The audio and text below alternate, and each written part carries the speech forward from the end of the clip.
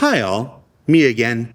As we continue our journey towards Digital Citizencon on October 9th, with the juiciest updates being saved to hit you all at once like a Moab from a Hercules A2, we're once again taking the opportunity provided to us here at ISC to learn more about the people here at CIG, outside of the normal design, art, and programming disciplines. And this week, we turn the camera inward and learn about the person who's shepherded ATV and ISC through the highs and lows since 2015. Yes, the one person who manages to pull it all together week after week and does so with an infectious energy loved by everyone that works with him. So sit back, relax, grab a beverage, and enjoy our next origin story. All right, then that must mean people want to see how these videos get edited. Well, it starts with a brief from marketing or production. Cut in that epic gameplay footage. Cue the music. And we all know the title.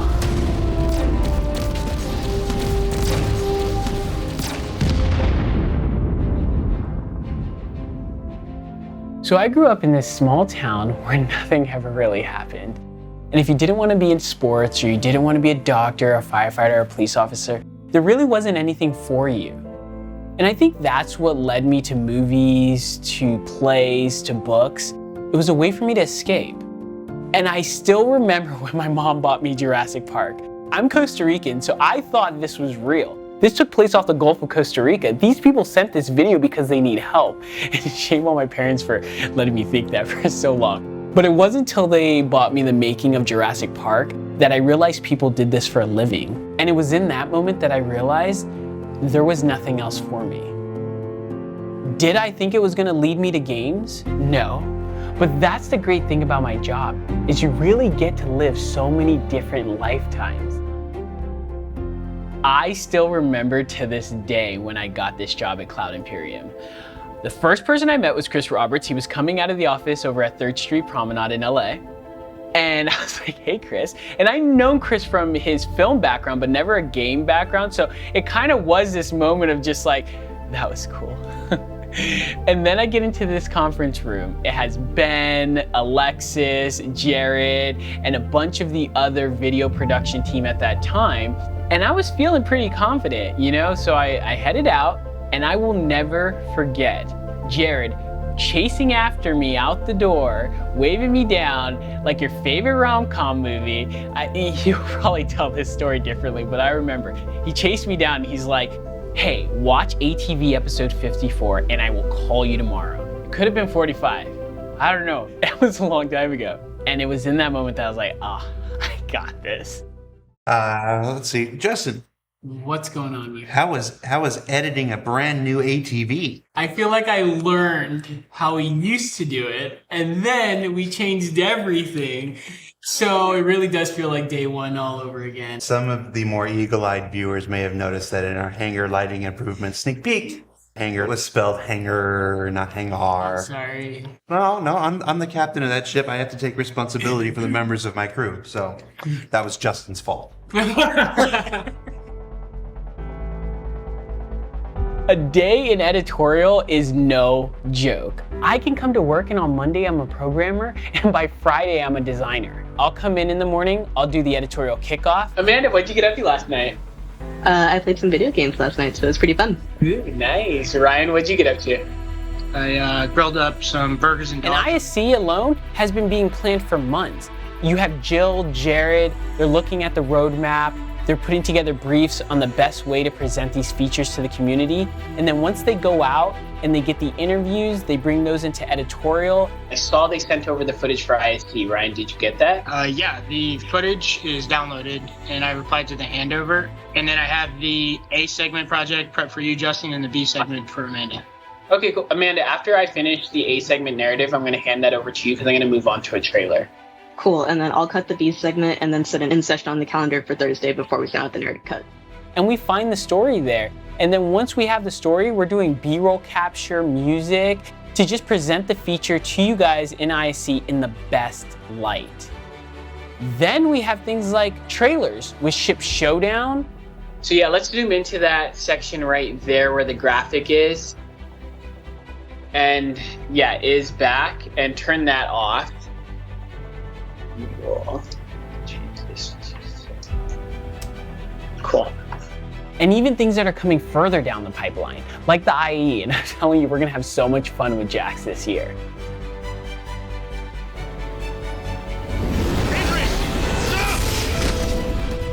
But what I'm really excited about is Citizencon. Because the idea of doing something you've never done before, a completely digital event, and wrapping your head around how to just bring this epic convention to your living room is just what makes this job so awesome. It's amazing to kind of look back and see how much the company has grown, but also how you've grown throughout the process. And when you've been somewhere for so long, like I've been at Cloud Imperium, you can't help but change. Tyler's gonna be the question reader. Go ahead. You're in charge, Tyler. All right. Take over the show. The number one question I get asked is how to get into editing for games. And honestly, a lot of people focus their attention on the wrong things, in my opinion. They focus on the tips and tricks, like jump cut your talent to edit what they're saying, or for effect, or the fade down, the fade up, or the wipe. You can learn all those things. What you can't learn is POV, that's point of view, and everybody has one. And if you want to get into editing for games or filmmaking in general, you have to find yours and you have to grow it. And the only way that's going to happen is by doing. So my advice I give to anybody wanting to edit for video games or just edit in general is to cut. That's who we were talking about? Show's running long. Let's get to the sprint report. Last week, we showed you a look inside 3 of the new hospitals coming online for Alpha 315, and eagle-eyed viewers might have noticed a 4th snuck in there along with the upcoming space clinics. But the team in Montreal is also working on additional hospitals for other landing zones, such as this white box tour of Maria Pure of Heart in Lorville. And even in its early state, you can see the influence of Lorville's architecture and severe style that's likely to set it just a little bit apart from its fellow facilities. You can see here a first look at its lobby and of the ward rooms further in. Now, as we've mentioned, hospitals are the forebearers of new player healing mechanics and all the changes they will bring to life in the persistent universe, and the first major contribution from our expanding team in Montreal. And if you want to know even more about that team, be sure you check out last week's Star Citizen Live, available now on YouTube, for your first chance to meet several of the folks blending new locations and gameplay throughout the Stanton system and beyond. Work also continues concepting the shape and style of hacking ports, soon to be found throughout the persistent universe. Now, previous thoughts leaned heavily on the squared fold-out box you can see here, but the team wanted to see if they could make them maybe a little less intrusive and more compatible with the variety of areas one might find them in. So this second round of work focused on a recess design that can pop out of not just the wall, but any floor as well, opening up far more places that they can be found. The team is also exploring iconography that will help players identify these particular panels when on their travels, as well as further refining the variety of hacking chips players may need depending on the task at hand, complete with little carabiner hooks. Give me a keyring I can wear on my belt, character team. Ultimately, hacking aims to provide more complexity and a variety of options in how they tackle a situation, and we'll be learning more about the gameplay and how players will interact with these terminals next quarter. Up next, let's jump back to the Nyx system with a look at some of the flora being developed for the various services we showcased several weeks ago. Starting with this Agave Succulent that's broken into smaller component stages, starting with ground scatter to base plant and then flowering stalk.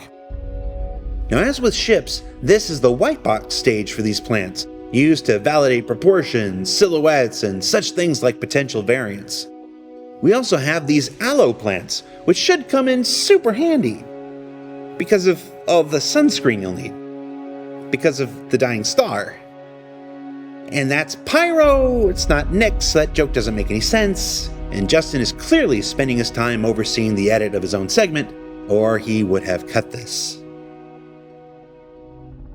Moving along, underneath those plants, a sprint was recently completed on some of the new geology assets that will be sprinkled across the surface of Nyx 1, such as these smooth layered plateaus. What you're seeing here are several different class sizes, from small to large, straight out of the Houdini software suite. Now, once they're properly integrated into game engine, systemic features like terrain color pickup and biome accumulation will alter the assets, further blending them into whatever area of the planet we happen to find them in. There's also these sexy modeling shots here. I'm gonna call this one Bam Bam, this one Barney Rubble, and you can be Fred Flintstone. You complain, but these jokes are my bedrock. Alright, let's move on up to a pterodactyl eye view and take a look at continuing development of Nyx 1 height maps. Now, for those of you familiar with the lore, this particular planetoid is supposed to be heavily mined for its valuable resources, so the environment team began creating additional height maps for some of the older, more heavily affected areas throughout its history. Now, these are first pass explorations in Substance Designer, but they'll continue to evolve before eventually being incorporated into some of those amazing ones you saw in previous weeks. Moving along to ship and vehicle updates, the Drake Vulture continues to progress through its white box stage with these early looks at the upcoming salvage ship.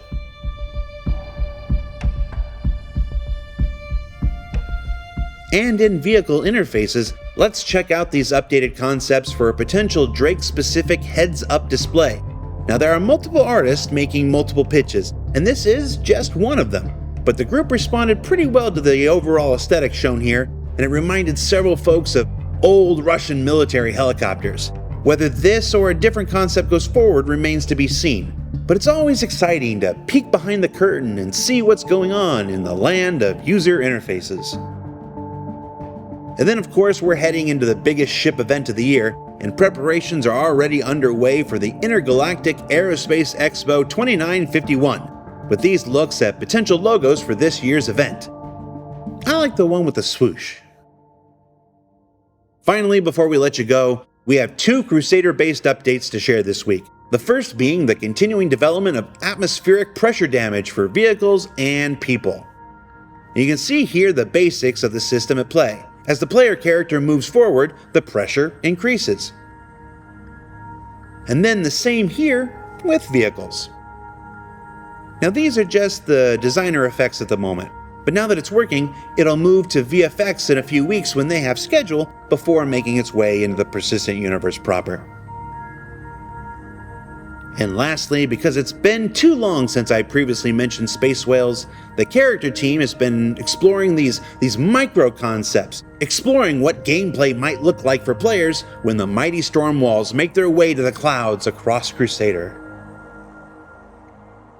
So what did we learn this week? Well, we learned that Drake is well on its way to making a big splash with its new salvage ship and fancy UI. That new career opportunities are coming for those who want to work space with a lot of fresh air and squishy whale blubber under their feet. And that I've worked with Justin Chambers for 6 years, and if I'm lucky, I've got another 6 years ahead of us. So don't forget, the first round of Ship Showdown is happening right now. Check out the robertsspaceindustries.com website for details, as well as the next iteration of Xenothreat. It's happening right now in the persistent universe. So jump in there and give those jerks from Pyro the business. For Inside Star Citizen, I'm Jared Huckabee. We'll see you all next week.